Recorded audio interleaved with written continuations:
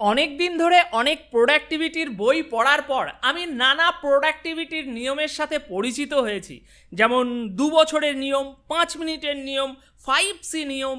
কিন্তু সব জায়গায় আমি একটা বিষয় লক্ষ্য করেছি যে এই নিয়মগুলো বেশিরভাগই তৈরি হয়েছে বড় বড় ব্যবসায়ী বা উদ্যোক্তাদের জন্য। তবে এই নিয়মগুলো আমি আমার কর্মজীবনেও প্রয়োগ করেছি, আর এতে আমার প্রোক্রাস্টিনেশন বা আলসেমি অনেকটাই কম হয়েছে। তাই আজ আমি তোমাদের সাথে এর থেকেও বেশি এফেক্টিভ 2 মিনিটের নিয়ম এই বিষয়টি নিয়ে কথা বলবো। আমি তোমাকে শেখাবো দুটি ভিন্ন 2 মিনিটের নিয়ম, যা তোমার কাজের গতি বাড়াতে অনেক সাহায্য করবে। আর এই নিয়মগুলো এতটাই সহজ যা আমাদের এই বাংলার যে কোনো শিক্ষার্থী বা পেশাজীবী খুব সহজেই নিজেদের জীবনে কাজে লাগাতে পারবে। বন্ধুরা, প্রথম 2 মিনিটের নিয়মটি আমি শিখেছি ডেভিড অ্যানালের গেটিং থিংস ডান এই বইটি থেকে। এখানে লেখক বলছেন যে যদি কোনো কাজ 2 মিনিটের মধ্যে করা যায় তাহলে সেটা থেকেই এই অভ্যাসটি গড়ে তোলা শুরু করো।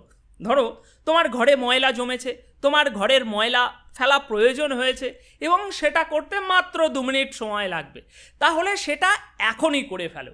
ওই পরে করব বলে এই ছোট কাজগুলো জমিয়ে রেখো না, কারণ ছোট ছোট কাজ জমিয়ে রাখার অভ্যাস থেকেই বড় বড় কাজগুলোও জমে থাকতে শুরু করে।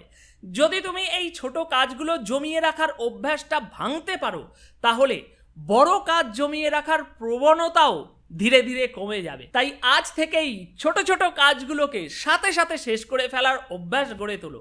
এটাই বড় কাজগুলো দ্রুত শেষ করার দিকের প্রথম পদক্ষেপ হবে তোমার।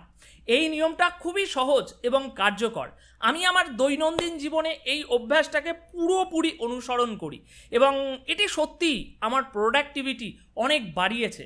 ছোট ছোট কাজ সময় মতো শেষ করে ফেলার এই অভ্যাস আমাদের জীবনে গতি আনে এবং কাজের প্রতি আমাদের যে মনোযোগ, সেই মনোযোগ বাড়ায়। সারাদিনে তুমি এমন অনেক ছোট ছোট কাজ পেতে পারো যেগুলো করতে মাত্র 2 মিনিট সময় লাগে। যেমন ধরো তোমার টেবিল গোছানো বা এই হাতের নখ কাটা। যখনই এই ধরনের কাজ আমার চোখে পড়ে, মানে কোনো রকম কোনো বিলম্ব না করে তখনই সেটা করে ফেলি একেবারে। আর এভাবেই ছোট ছোট কাজগুলো আর জমে থাকে না। আর এই বিশেষ 2 মিনিটের নিয়মটি আমার মস্তিষ্ককে কাজের প্রতি আরও আগ্রহী রাখে। এটি আমাকে প্রোক্রাস্টিনেশন বা আলসেমি থেকে দূরে রাখে এবং ধীরে ধীরে আরও প্রোডাক্টিভ হতে সাহায্য করে। এই নিয়মটি অত্যন্ত কার্যকর, কারণ এর মাধ্যমে ছোট কাজগুলো জমিয়ে না রেখে সেটার সাথে সাথেই শেষ করার অভ্যাস তৈরি হয়। ফলে দিন শেষে কাজের চাপও কমে যায় আর কর্মদক্ষতাও বাড়ে। এরপর বন্ধুরা, দ্বিতীয় 2 মিনিটের নিয়মটি আমি পেয়েছি জেমস ক্লিয়ারের অ্যাটমিক হ্যাবিটস থেকে। তিনি বলেন যে যখন তুমি এমন কোনো কাজ করতে চাইছো না, তোমার মন চাইছে না, তখন সেই কাজটাকে এমনভাবে সহজ করে নাও যেন সেটা 2 মিনিট বা তার কম সময়ে করা যায়। এভাবে কাজ শুরু করলে কাজটি তেমন কঠিন মনে হয় না আমাদের, আর তুমি দ্রুত অভ্যাস গড়ে তুলতে পারবে। উদাহরণস্বরূপ, পুরো একটা অ্যাসাইনমেন্ট শেষ করতে ইচ্ছা না করলে শুধু একটি প্যারাগ্রাফ পড়ো, কিংবা পুরো বিষয়টাকে মুখস্থ করার বদলে মাত্র কয়েকটি লাইন তুমি মুখস্থ করো। এখন তোমরা অনেকেই হয়তো ভাবছো যে এটা তো শুধু একটা মনের চালাকি, কেন এতে পা দেবো আমি, এটা কতটা কার্যকর হতে পারে?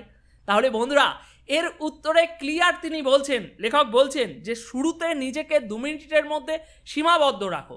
এই 2 মিনিটের মধ্যে দিয়েই ধীরে ধীরে তুমি কাজের অভ্যাস গড়ে তুলতে পারবে, যা দীর্ঘমেয়াদে টেকসই হবে। ছোট কাজগুলো করে ফেলা বা অল্প সময়ের কাজ করা মানসিকভাবে তোমাকে আরও বড় কাজে হাত দেওয়ার জন্য প্রস্তুত করবে এবং আলসেমিকে বহু দূরে সরিয়ে রাখবে।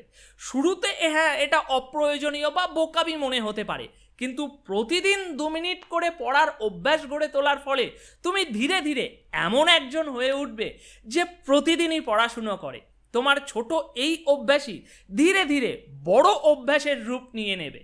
এই নিয়ম অনুসরণ করে আমি নিজেকে আমার জীবনের বিশেষ একটি কাজের অভ্যাসে অভ্যস্ত করতে পেরেছিলাম। যদিও প্রথমে এটা খুব ছোট এবং তুচ্ছ মনে হচ্ছিল, কিন্তু এই ছোট ছোট পদক্ষেপগুলোই আমাকে ধীরে ধীরে বড় বড় লক্ষ্য অর্জনের পথে নিয়ে গিয়েছে আর আলসেমিকে আমার জীবন থেকে বহু দূরে সরিয়ে নিয়ে গিয়েছে। তাই যে কোনো অভ্যাস গড়ে তোলার প্রথম ধাপ হলো কেবল শুরু করা। যতটা ছোট সম্ভব ততটা ছোটভাবেই কেবল শুরু করা। এখন ভাবো, যদি তুমি এই 2 মিনিটের অভ্যাসটিকেও শুরু করতে না পারো, তবে ঘন্টার পর ঘন্টা পড়াশোনার অভ্যাস গড়ে তোলা কখনোই সম্ভব হবে না ভাই। ছোট থেকে শুরু করাটা সহজ, আর সেখান থেকেই ধীরে ধীরে বড় কিছু তৈরি করা যায়। আর বন্ধুরা, এরকমই আরও বেশ কিছু ভিডিও আমাদের চ্যানেলে আপলোড করা হয়েছে, যা তোমার জীবনকে আরও সহজ বানাবে। তাই অবশ্যই সেই ভিডিওগুলো দেখে আসার রেকমেন্ডেশনও থাকলো। আর আমাকে বিদায় জানানোর আগে কমেন্ট বক্সে তোমাদের মতামত জানাতে একদম ভুলবে না। আমি সবসময়ই তোমাদের সাথেই আছি এভাবে। তাহলে দেখা হবে পরবর্তী ভিডিওতে। ধন্যবাদ, অনেক অনেক ধন্যবাদ।